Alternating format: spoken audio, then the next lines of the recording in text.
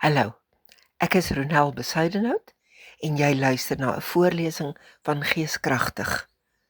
Vandag se onderwerp: die Gees bring innerlike vrede. Ons geeskrag gedagte vandag.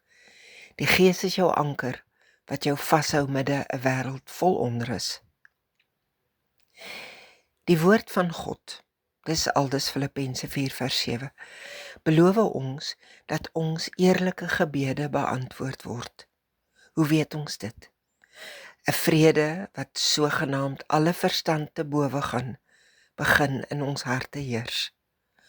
Ons leef in 'n wêreld vol onrus, onsekerheid, dit slaan soos golwe teen jou geloof vas. Hoe bly jy staande? Soos Jesus? Altyd het Jesus die stilte van gebed opgesoek, selfs sy laaste nag.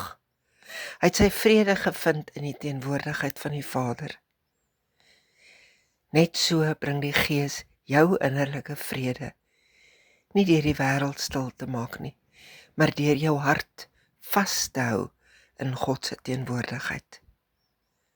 Bid saam met my, Heilige Gees, wees my anker, hou my hart vas in U vrede wanneer die wêreld om my storm. Ek herinner jou graag dat daar ekstra teksgedeeltes is in die geskrewe teks, onder andere Jesaja 26. U sal 'n standvastige gesindheid in volle vrede bewaar, want hulle vertrou op U. Dink vandag hieroor na. Waar ervaar jy nou die meeste onrustigheid in jou gemoed?